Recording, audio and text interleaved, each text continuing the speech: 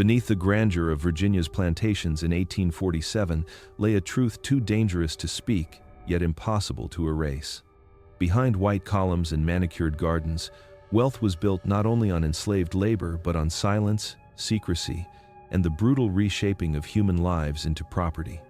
This story, centered on a mistress who cloaked cruelty with grace, is not an aberration, but a mirror of a wider system that thrived on control and erasure. Children born of exploitation were hidden in ledgers, sold at auctions, or erased from memory, yet their faces haunted the halls that denied them kinship. The enslaved carried their truths in whispers and songs, fragments of resistance against a world designed to forget them.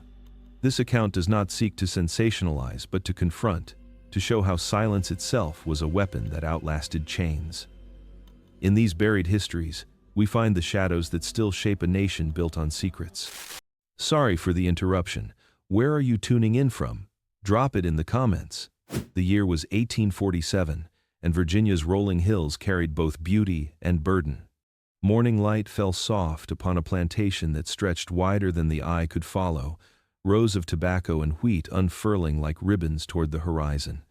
To the passerby, it was a vision of southern prosperity, a monument to discipline and order, its great house gleaming in whitewashed perfection above the fields. Carriages rolled through its gates, guests admired its manicured gardens, and neighbors spoke of its mistress with respect bordering on reverence. She was known as a woman of refinement, a lady whose posture commanded attention and whose tongue, sharp yet gracious, charmed the drawing rooms of Richmond. But beneath the sheen of civility, the estate carried a weight that few dared name aloud. Its grandeur had been carved from the hands of the enslaved, their labor stacked brick upon brick, their suffering woven into every curtain, polished into every chandelier. And its mistress, though praised for her elegance, was feared as much as she was admired. Whispers followed her footsteps, murmurs of cruelties hidden behind closed shutters, secrets locked away in the silence of the quarters. By day she performed her role to perfection. She presided over tea with visiting families, offered prayers in church pews, and ensured her household upheld the codes of Southern gentility. Yet in the eyes of the enslaved who crossed her path, there was something harder than porcelain in her gaze. She measured lives as she measured crops, calculations of profit, loss, and control. Nothing escaped her ledger, not even the bodies of those she claimed ownership over. The plantation itself mirrored its mistress, beautiful in form, merciless in function. Fields stretched outward like a living net, binding those who worked them to an endless rhythm of planting, cutting, curing. Cabins huddled at the edge of the woods, their smoky air heavy with hunger and exhaustion. At night, the wind carried the cries of infants, children born into bondage before their mothers had time to heal from the last wound of childbirth. Generations rose and fell in those cabins, each one tethered more tightly to the soil than the last. In the great house, the mistress moved through candlelit halls lined with portraits of ancestors, stern faces gazing down as though to remind her of her duty to blood and property. She understood herself as custodian of legacy. To her mind, she carried not only her children's futures, but the weight of generations yet to come. Her sons grew under her shadow boys who learned early that their mother's will was law, her word final, her expectations unbending. Outwardly she preached discipline and virtue. Privately she enforced obedience by any means necessary. The enslaved knew this better than anyone. Her voice was not raised often, but when it did, it could cut deeper than a lash. She was not reckless in her cruelty. She was methodical. The punishments she ordered were not the eruptions of temper but the deliberate machinery of control. And so the plantation breathed in two rhythms at once, the polished elegance of a southern estate and the suffocating silence of a prison.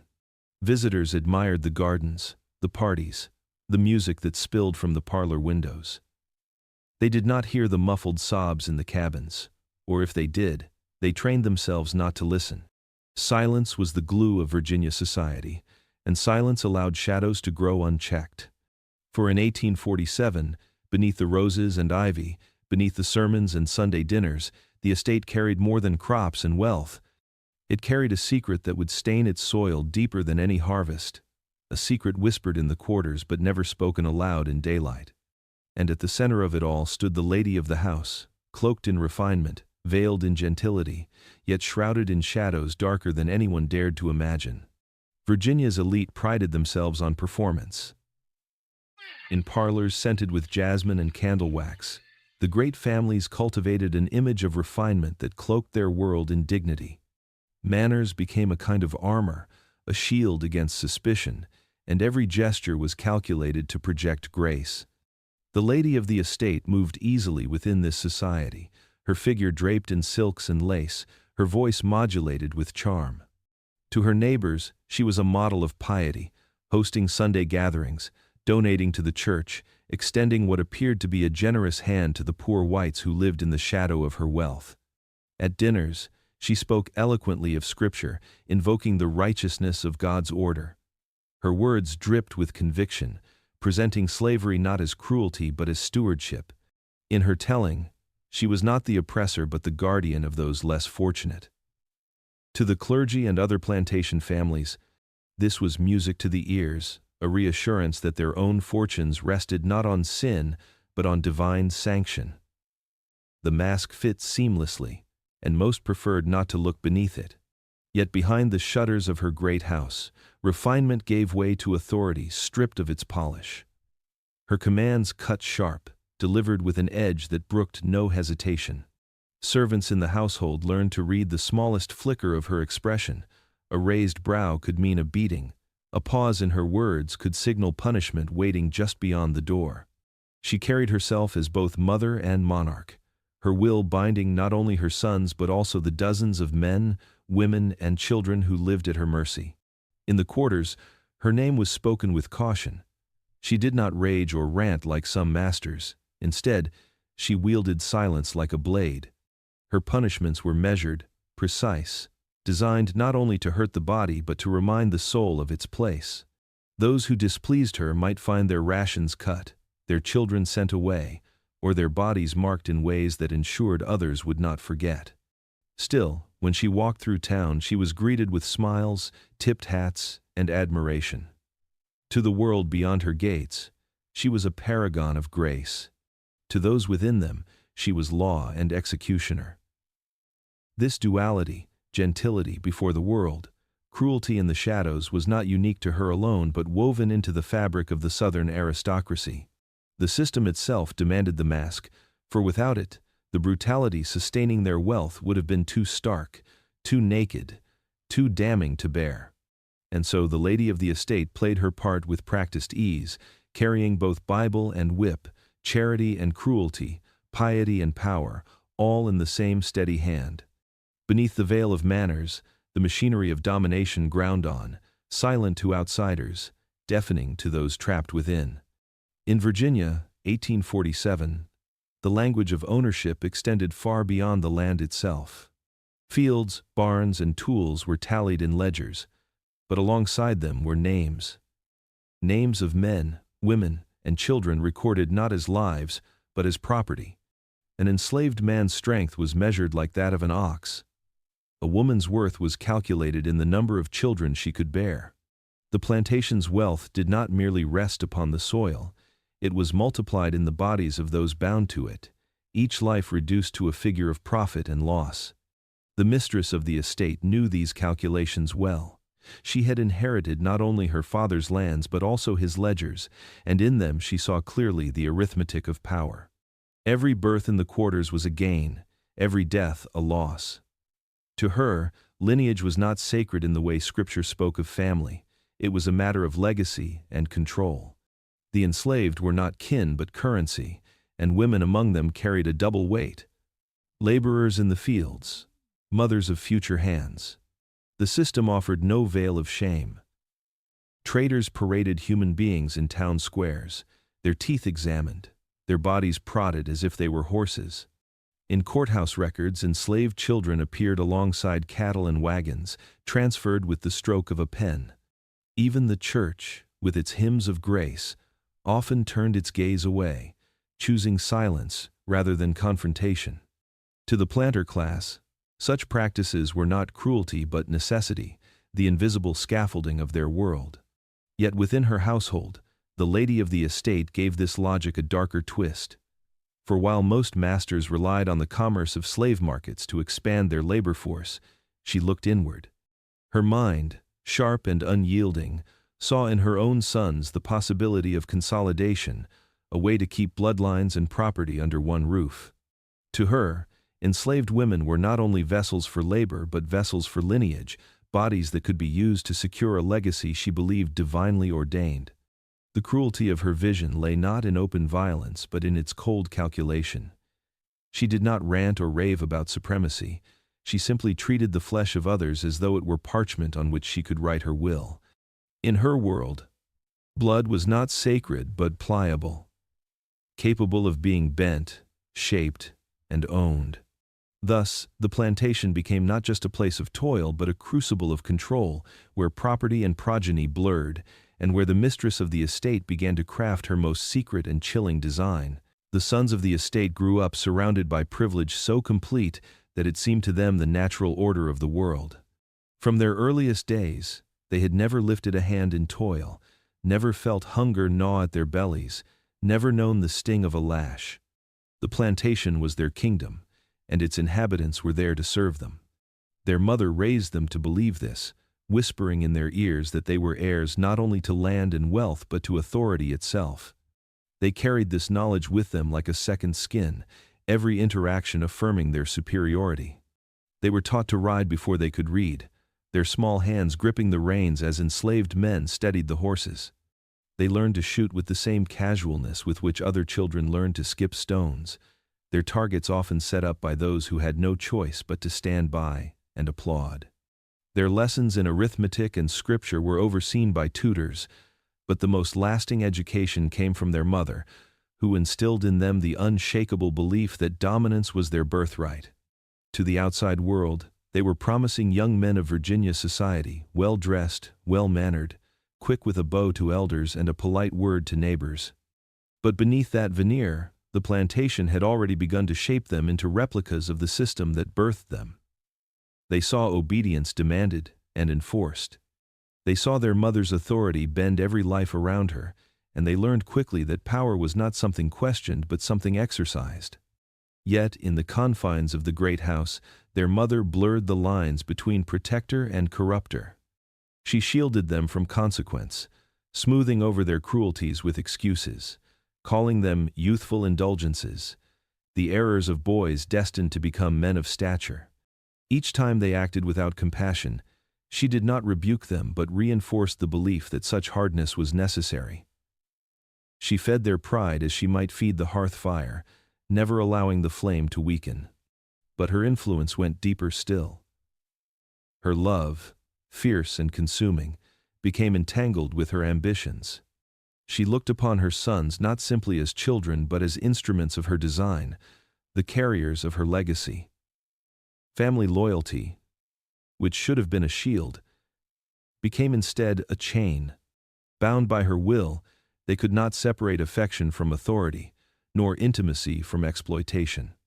In them she saw reflections of herself, extensions of her own dominion, and in their unquestioning devotion she found both power and permission. The estate became not merely their inheritance but their crucible, shaping them into men whose sense of self was inseparable from the shadows of their mother's rule. In the quarters, where the night air was thick with smoke from cooking fires and the quiet murmurs of families trying to steal moments of rest, whispers carried farther than shouts. The enslaved knew how to speak without being heard, how to pass knowledge from one tongue to another like contraband smuggled under watchful eyes. And in those whispers, a story began to take shape, one too dangerous to name openly, yet too pressing to silence. Children were being born whose faces carried an unsettling familiarity. Their skin was lighter than their mother's, their eyes shaped in ways that mirrored the sons of the estate. Women who had no say in their bodies gave birth to infants who bore the unmistakable stamp of the great house. In the dim glow of firelight, elders shook their heads, mothers wept quietly into rough cloth, and men clenched their jaws in helpless rage. The rumors spread carefully, with the caution of those who knew that words could carry a punishment as heavy as chains. To accuse the mistress or her sons, even in private, was to court destruction. Still, the signs were plain enough. When an infant's hair curled in a way too close to that of a young master, when a jawline seemed sculpted from the same mold as those who dined in the great house, silence grew harder to keep. The women bore the cruelest weight. Their pregnancies were not celebrated but endured, their children born into bondage even as their features betrayed the source of their conception. There was no protection, no justice, no recourse. To resist was to invite pain, to speak was to risk being sold away, to endure was the only choice left. Mothers held their children tightly, torn between love and despair, knowing that even in their innocence these infants carried the mark of violation. Among the men, the whispers became heavy with bitterness. To see their wives, their sisters, their daughters forced into such fates was a wound that festered in silence. Yet resistance had to remain hidden, buried under the routines of work and obedience. Anger might flicker in a glance, sorrow might tremble in a song sung low at night. But nothing could rise above a whisper. The lash in the auction block waited for anyone who gave voice to suspicion. And so, the quarters lived with this unspoken truth. The great house loomed above them, outwardly a place of order and refinement, inwardly a source of corruption that seeped into their very bloodlines. The children born beneath its shadow were living proof, silent testaments to the reach of the mistress's dominion. Whispers told their story, whispers sustained it, and whispers kept it alive, an echo that could not be silenced, no matter how heavily punishment threatened to fall. The mistress of the estate kept her ledgers with the precision of a banker. Each page was a world reduced to numbers, bushels harvested, hogs slaughtered, and children born. Births were recorded with the same ink as purchases, a neat tally that blurred the line between human life and livestock. In her calculations, an infant was not a soul but an asset, a promise of future labor, a body that could be sold if profit demanded.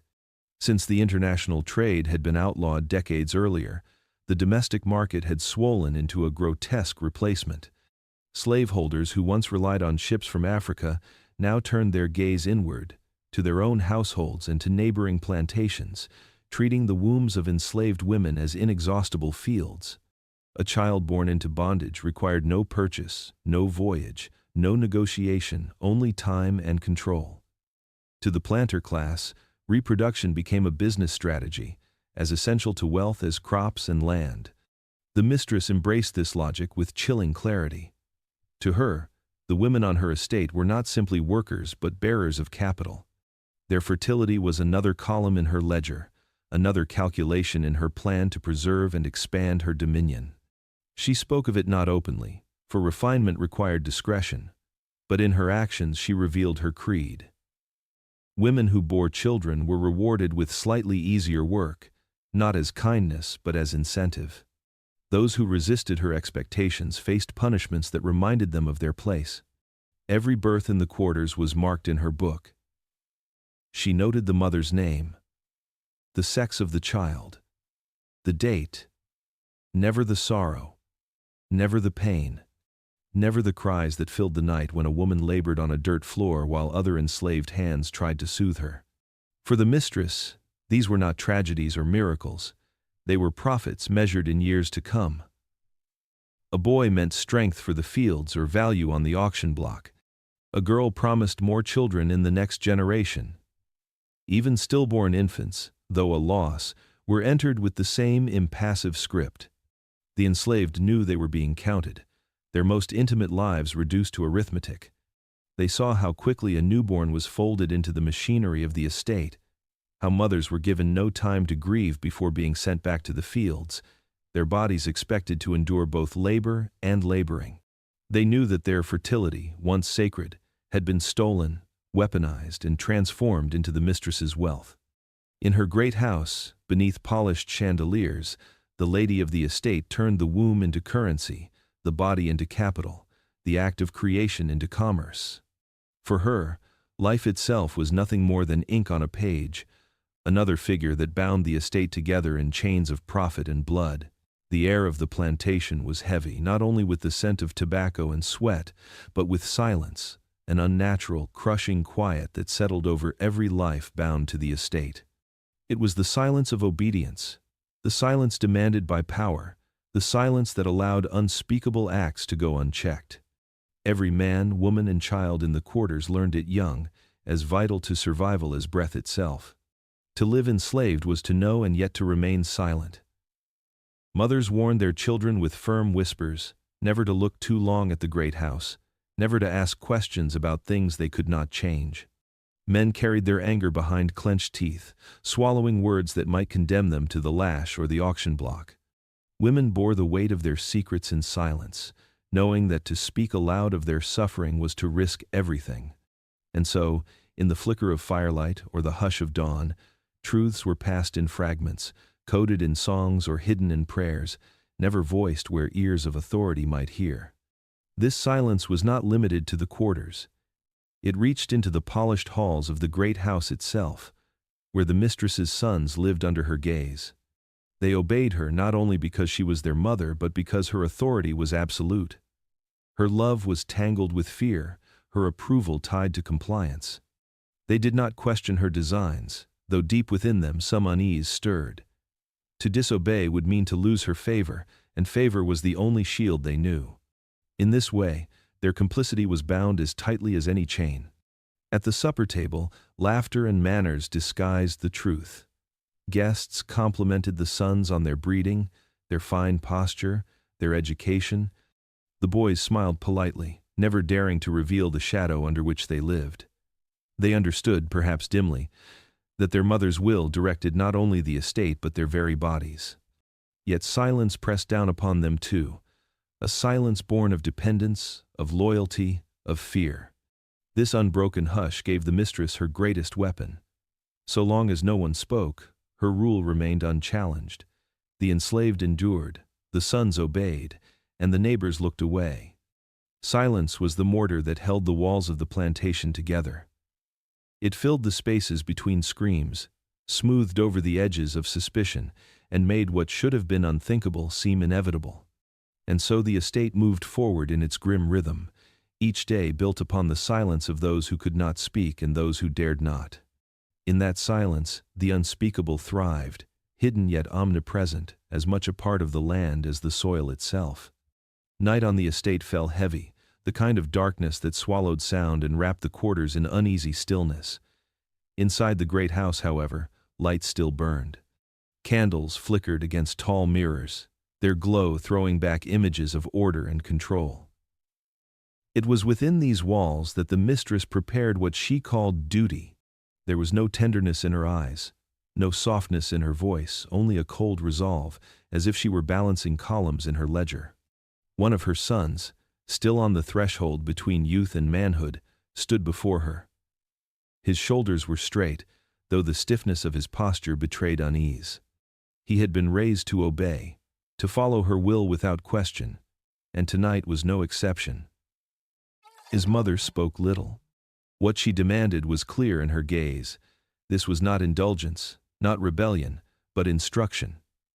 He was to learn, and in learning, he was to carry forward her design.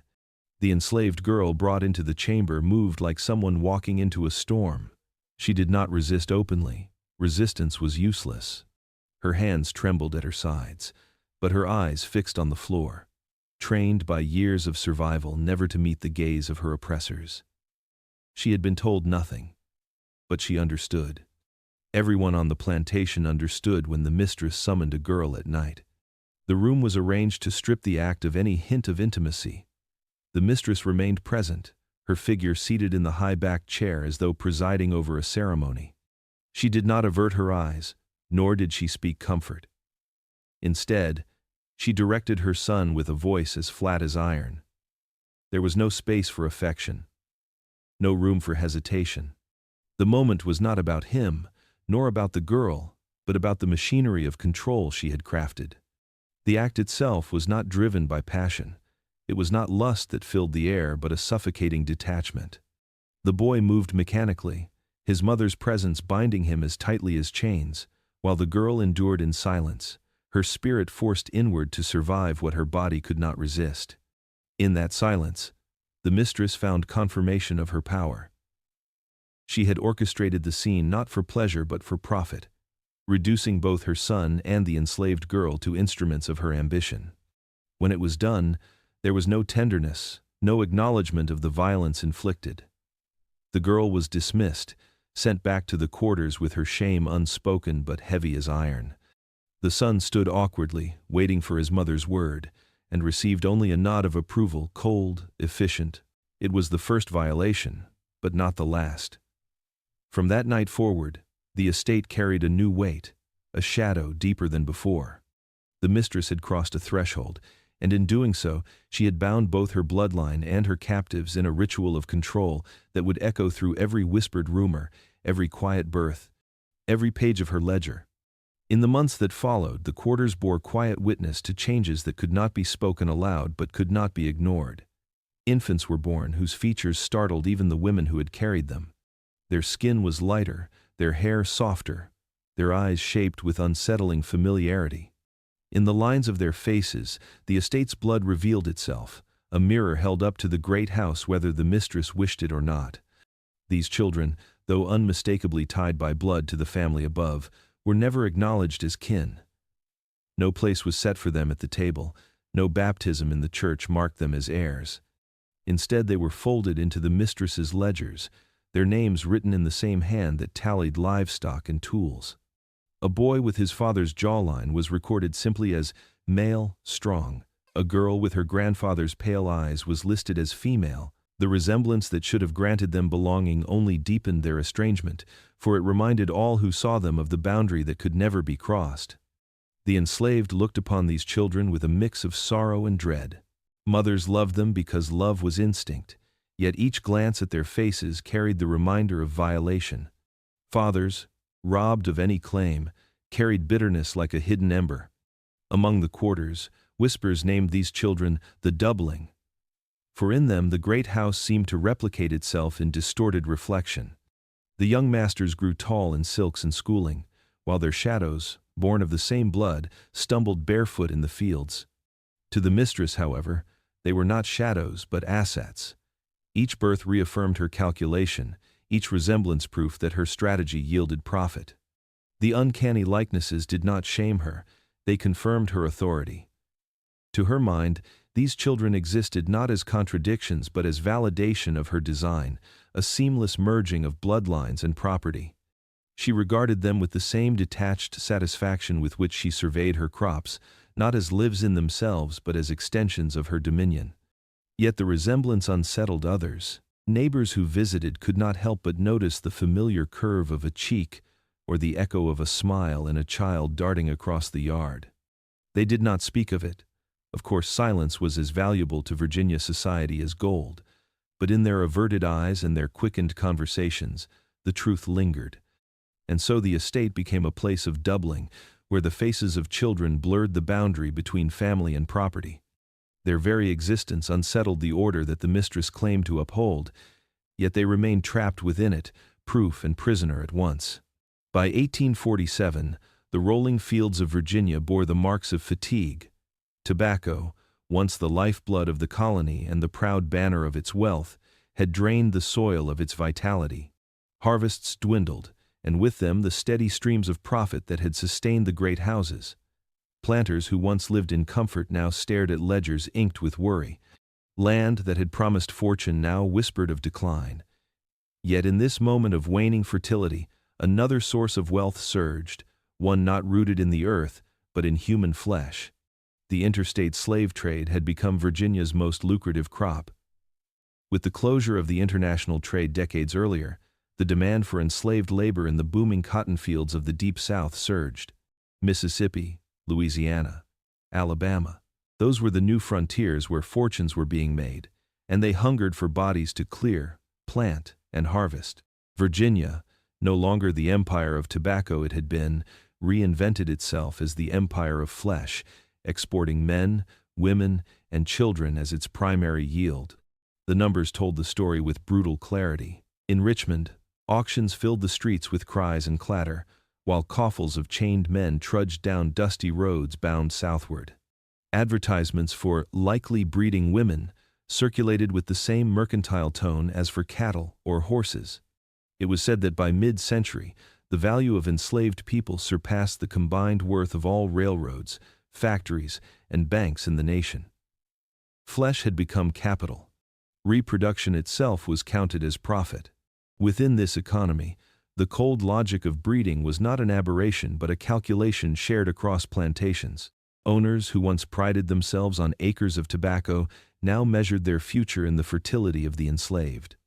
Women's wombs became engines of revenue, their children investments waiting to be sold when debts pressed too heavily.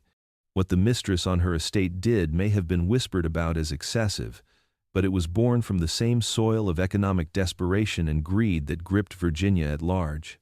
Her manipulation of bloodlines was not merely cruelty, it was adaptation.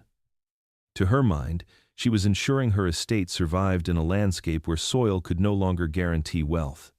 Each child born under her roof represented not just life but liquidity, an asset that could be traded, mortgaged, or pledged.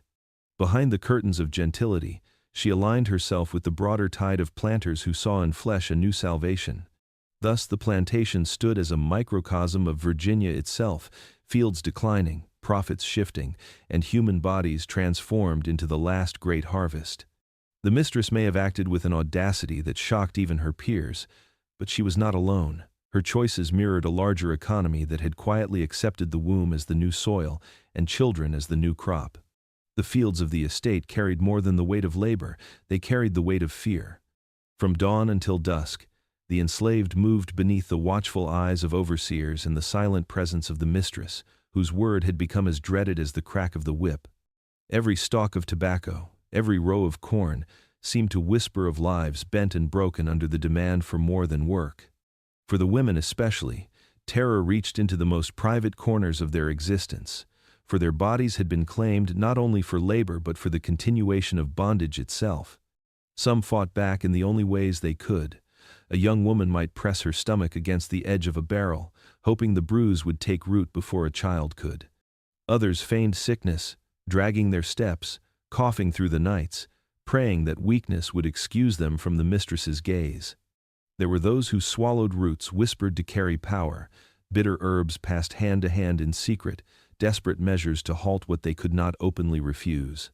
Each act was rebellion, carved from despair, fueled by the knowledge that bringing another child into this world was to birth another chain. But rebellion did not go unseen. The mistress, whose pride thrived on control, responded with ruthless precision. A woman who scarred herself was stripped and displayed as an example, her wounds reopened beneath the lash. Those who feigned illness were forced into harsher work, their exhaustion mocked as laziness. Even whispers of escape were answered with hounds and shackles. The fugitive dragged back, bloodied and broken, paraded before the quarters to remind all of the futility of flight. The message was carved into flesh and memory alike. Obedience was survival, silence was safety. Yet the silence was never complete. In the nights when the fields lay still, voices rose in hushed tones, carrying sorrow and warnings. Mothers whispered to daughters of the dangers of catching the mistress's attention, urging them to keep their eyes lowered, to hide in shadows when her sons prowled. Songs carried coded prayers, begging deliverance not only from labor but from the relentless invasion of body and spirit. Fear lived in every glance, every shiver at footsteps approaching in the dark. The plantation itself seemed steeped in dread, a place where the soil bore witness to anguish and the very air carried the weight of secrets. Each child born under compulsion was both a profit to the mistress and a wound to those forced to bear them. The women endured, but they endured beneath a terror so constant it became the rhythm of their lives, a rhythm of submission and defiance interwoven, with fear as its unyielding drum. On Sundays, the estate transformed. The clang of tools and the cries of overseers gave way to hymns that drifted through the humid air, carried by voices both free and bound. The mistress presided over these gatherings with the solemn dignity expected of her station, seated at the front pew of the small whitewashed chapel nestled among the oaks. She held her prayer book delicately, her posture a portrait of refinement, her lips moving in perfect cadence with the scriptures. To neighbors and visiting clergy, She appeared the embodiment of Southern piety, a woman devoted to God, to family, and to the moral order of society. She was generous in her devotions. Coins clinked into collection plates for church charities. Fabric was donated for widows' garments. Baskets of corn and flour were set aside for the poor. In town, her name carried the weight of benevolence, spoken with admiration at sewing circles and after sermon gatherings. Ministers praised her devotion as an example for other women, and she in turn basked in their approval, her authority sanctified by religion. Yet beneath this glow of righteousness, the plantation told another story. The same hands that folded neatly in prayer also signed ledgers listing children by weight and value. The same lips that recited psalms whispered commands that turned wombs into instruments of profit. She read by candlelight in her parlor, the flicker casting shadows across scripture that spoke of mercy and justice.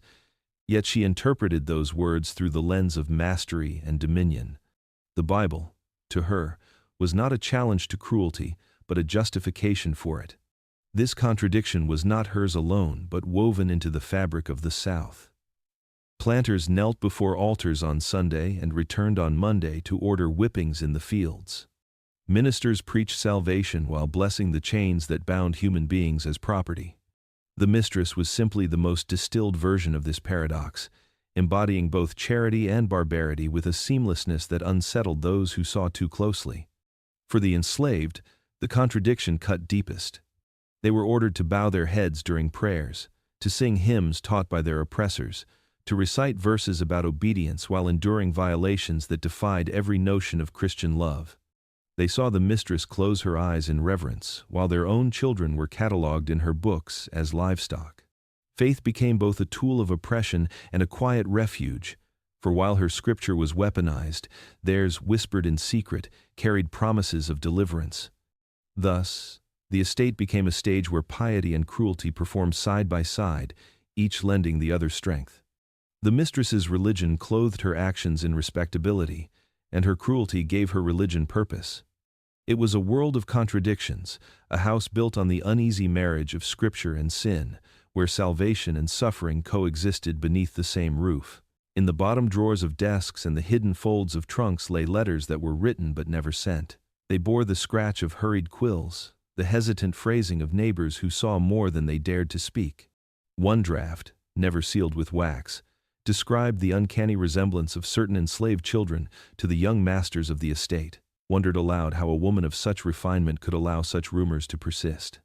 Yet the ink dried into silence, the paper folded and tucked away, its contents never carried to the post. Whispers moved more freely than words on parchment. At quilting bees and church socials, voices dipped lower when her name arose. Some women clucked their tongues in disapproval, muttering that the Mistress was too bold, too unguarded in her command over the household. Others dismissed it with a shrug, saying that such things were not uncommon on plantations, though they would never admit it outright. To acknowledge it too clearly was to place the ugliness within reach of their own lives, and so they let the whispers trail off into silence. Traders, less bound by propriety, spoke with a different tone. In taverns and market stalls, they boasted of the quality stock from her estate, noting with a smirk the features that made buyers raise an eyebrow, but never turn away. They dealt in bodies, and bodies with pale skin often fetched higher prices. What others treated as rumor, traders recognized as advantage. Their silence was not shame but calculation, for the Mistress's practices added to their own profits. No one intervened. Ministers who might have condemned remained silent, comforted by her regular tithes and pious attendance. Neighbors who noticed the too familiar lines of a child's face chose discretion over confrontation, unwilling to risk scandal in a society built on appearances.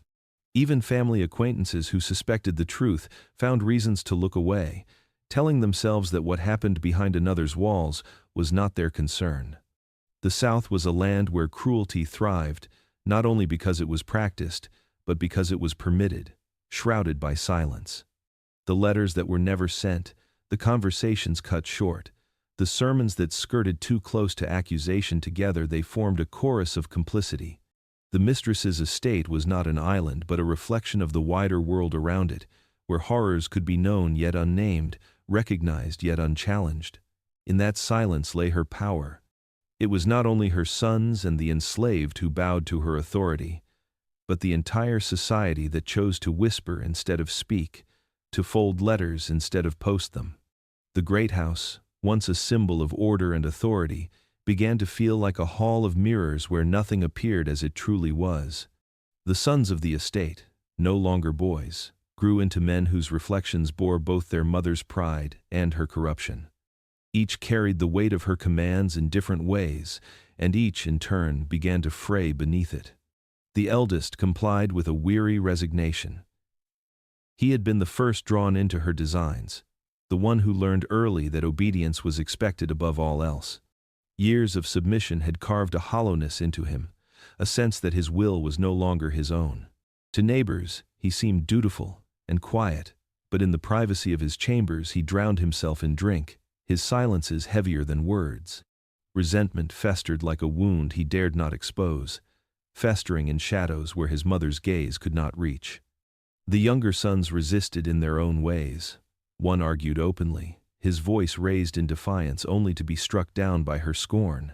Another rebelled through absence, disappearing for nights into town, courting danger and disgrace as if to spite her control. Yet even in resistance, they remained tethered to her. Their rebellions circled back to the estate, their lives bound by inheritance, reputation, and dependence.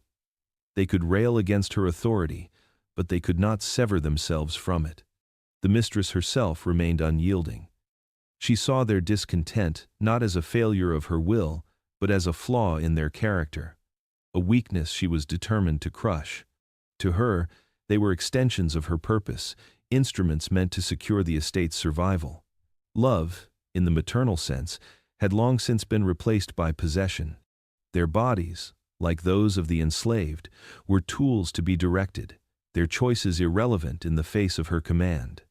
The family fractured quietly, at first sharp words exchanged in candlelit halls, doors slammed with force that echoed through the night. Servants overheard arguments, muffled by heavy walls, the mother's voice rising above all others, cutting and commanding. What began as whispered resentments grew into open conflict, yet none dared to leave. They were caught in a web spun by blood and secrecy, a house where rebellion always bent back into submission. The estate became a house of mirrors, reflecting not harmony but distortion. Sons saw themselves in the enslaved children who bore their likeness, yet denied the bond. They saw their own faces in each other's defiance and despair, yet could not break free of their mother's hold. Every reflection was twisted, every relationship bound by shadows. The fractures deepened, but the mistress's grip remained absolute, her will, the one constant in a house slowly collapsing under the weight of its secrets. Richmond's streets were crowded with the noise of commerce wagons creaking, traders shouting, the metallic clink of chains carried on the wind. The slave markets stood at the center of it all, their platforms rising like stages where human lives were displayed and appraised. From the outside, they looked like any other place of trade, but to those who passed through, they were theaters of grief, where flesh itself became the currency of survival and profit. It was here that the children of the estate were brought, driven in small groups under the watch of hired men. Their faces carried the unmistakable features of their lineage: lighter skin, sharp noses, eyes too similar to those who had once claimed them as kin. To outsiders, they were catalogued as mulatto, a label that carried both stigma and desirability in the market.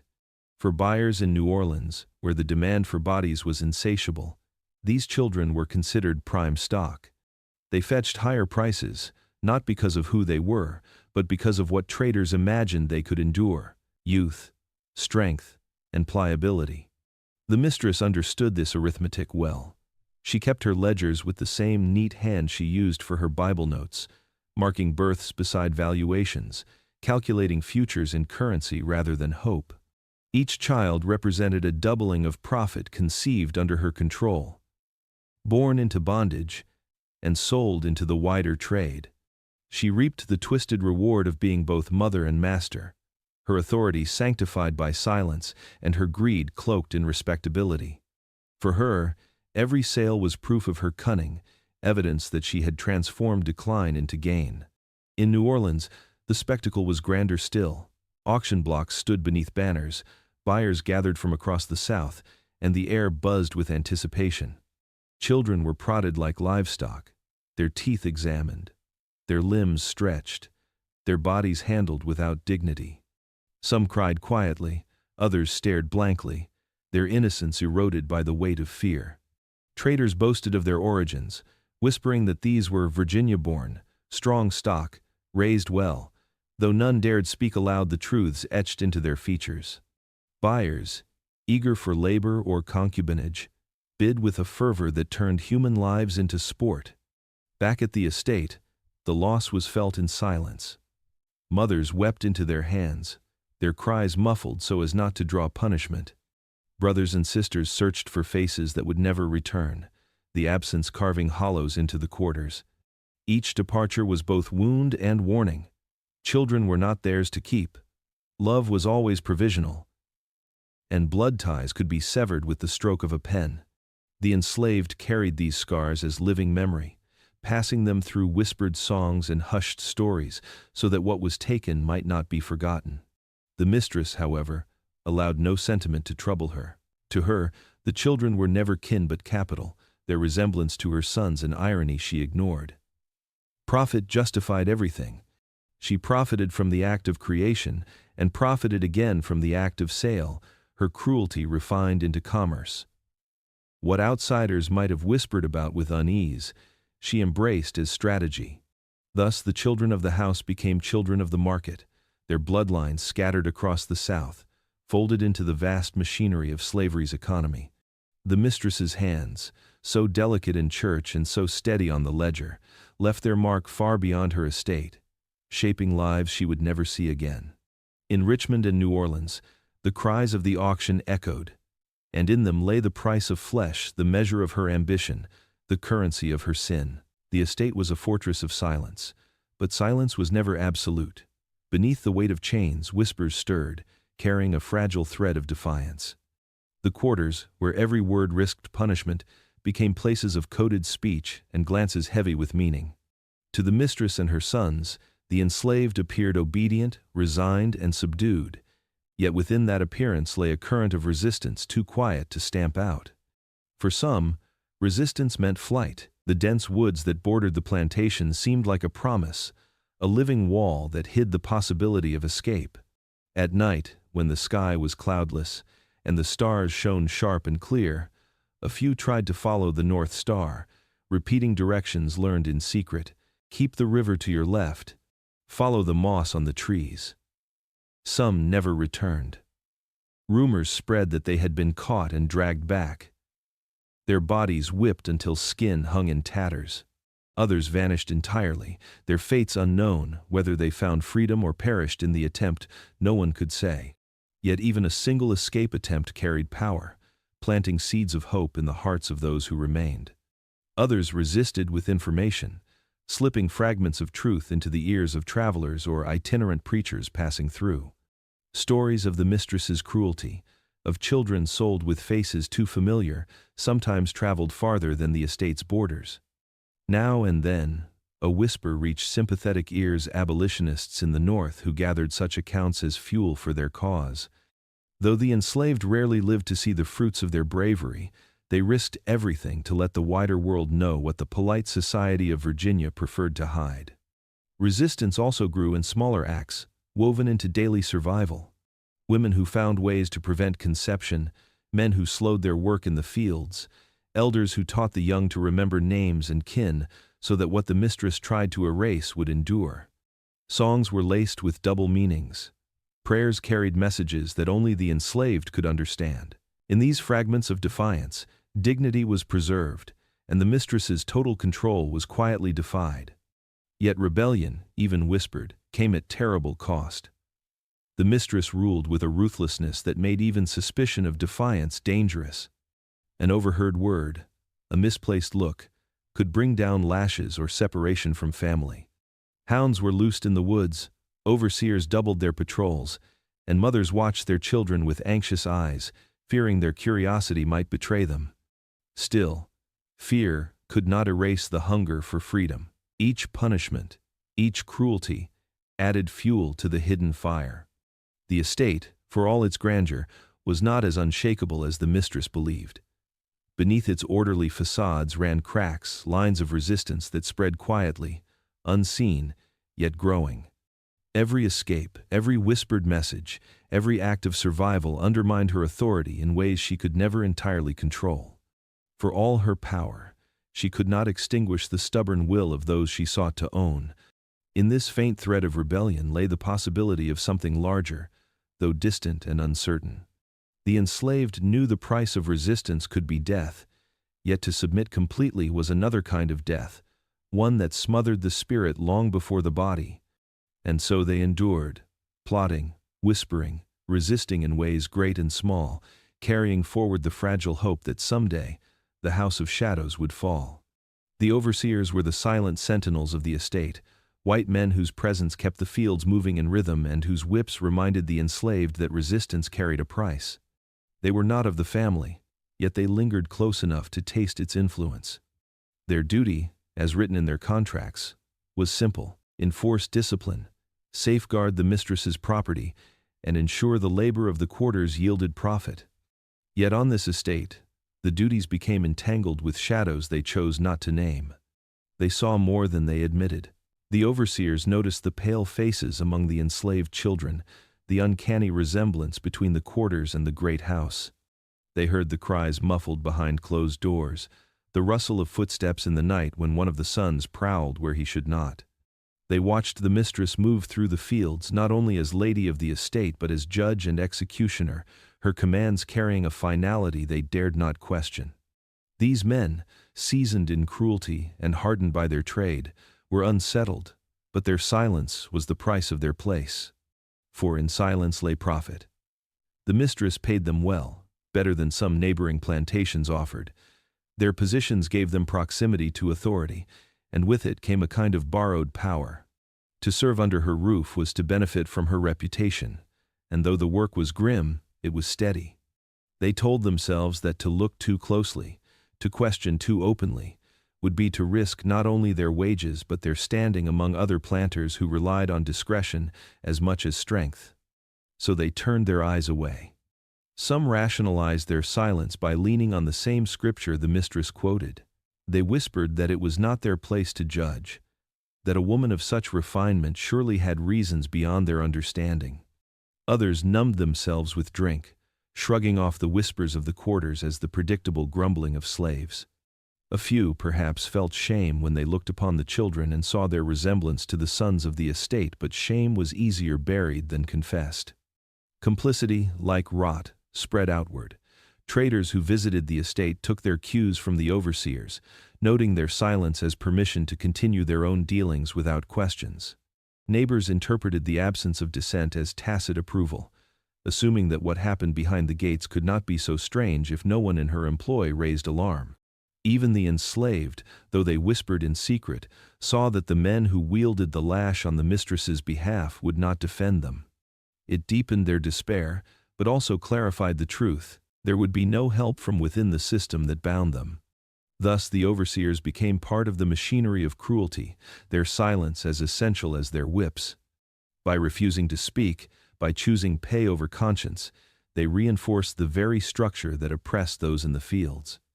Their complicity did not come from ignorance but from calculation, a willful blindness that preserved their comfort at the expense of countless lives.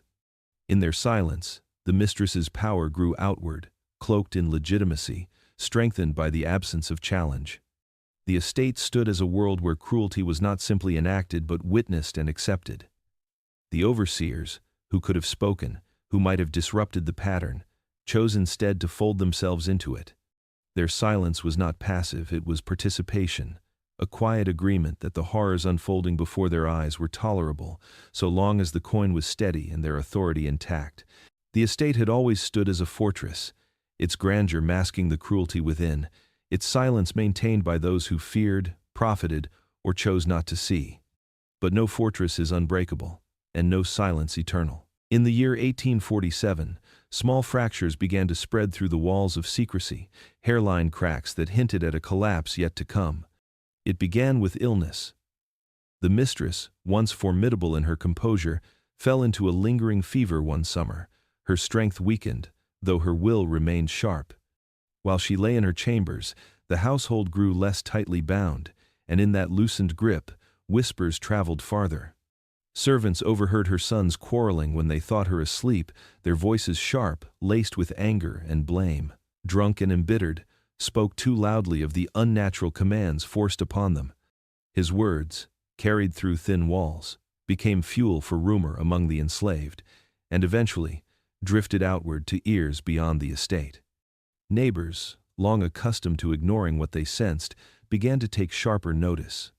At a church gathering, a visiting cousin of one planter remarked upon a striking resemblance between a boy working in the fields and one of the mistress's sons. The comment, made half in jest, was met with uncomfortable silence, broken only by nervous laughter. But the seed was planted, and once suspicion takes root, it rarely dies. In Richmond, too, traders began to boast with less discretion. They spoke of the Virginia stock coming from her plantation. Pale-skinned children fetching fine prices in New Orleans. One trader, emboldened by drink, even jested that the great lady of the estate bred her wealth in ways most unusual. Such talk, once confined to taverns, spilled into more respectable circles, the kind of gossip that moved quickly among families who prized their reputations above all. The overseers, who had built their power on silence, sensed the danger but did nothing to stem it. To speak against the mistress would be to expose themselves, to admit they had witnessed and permitted, they reasoned, to remain loyal to her and hope the rumors passed like a storm. Yet their hesitation only allowed the cracks to widen. For the enslaved, the shift was subtle but unmistakable. They saw the fear flicker across their master's sons when neighbors visited, heard the caution in the mistress's voice when she insisted that prayers be louder, donations more generous, appearances more polished. It was as though she sought to smother suspicion with piety, but in overcompensating, she revealed her anxiety. The great lady who had ruled with unshakable poise now carried the faint scent of desperation. The architecture of silence, so carefully constructed over years, trembled. Illness weakened her grip. Scandal, in whispers and half-spoken remarks, threatened to bring private horrors into public view. And within her own household, resentment simmered dangerously close to betrayal. One son, tired of bearing secrets, grew reckless with drink and speech.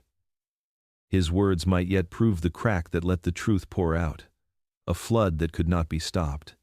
The estate still stood, but its shadow no longer seemed impenetrable.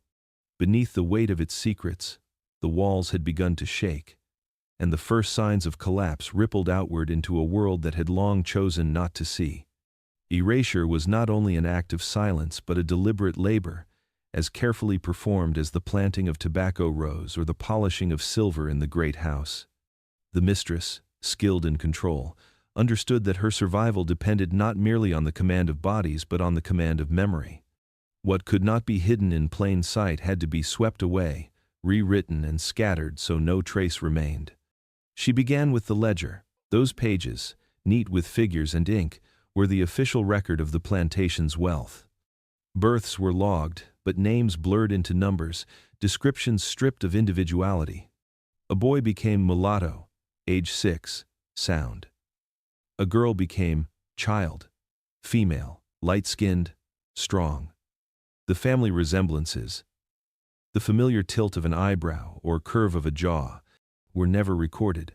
They lived only in whispers, in the haunted recognition of those who carried the faces of their masters but bore none of their rights. The mistress made sure of it. Any notation that might suggest a blood tie was excised, replaced with the cold arithmetic of property. Children, once weaned, were sold. The auctions in Richmond and Petersburg were the most efficient tools of forgetting. A child's laughter might still echo in the cabins. A boy's nimble steps might remind a mother of the father who was both master and violator. But once the cart carried them down the road, memory had little room to take root. Distance erased familiarity. The mistress called it necessity, but it was also design, sending away the living evidence of what she had orchestrated within her house. Stories, too, were policed. Among the enslaved, to speak too boldly of resemblance was to court punishment. Tongues learned to still themselves. Mothers who tried to keep alive the truth of a child's paternity often did so in whispers, telling only their daughters, who in turn carried the secret like contraband. Yet fear made most silent. The system itself thrived on amnesia, ensuring that the enslaved carried their suffering forward without testimony that could be traced or confirmed. The wider society aided this forgetting. Neighbors who joked about white slaves at market did not record such jests in their letters. Ministers who saw light-skinned children in the quarters preached sermons on obedience without asking why such children existed. Even abolitionist tracts, which sometimes spoke of the horrors of breeding, rarely captured the specificity of lives lost in the shuffle of trade. Each individual story risked vanishing into abstraction, their humanity reduced to evidence in a moral argument rather than voices in their own right. The Mistress relied on this erasure. She knew that history, when written, would favor her kind. Planters' journals might describe crop failures or debts in meticulous detail, but they would leave unmarked the tears shed by women forced to birth children destined for sale. Parish registers recorded baptisms, but they did not note which infants bore the blood of the house that owned them. The architecture of forgetting was already built into the very structure of Southern society. She merely maintained it, brick by brick.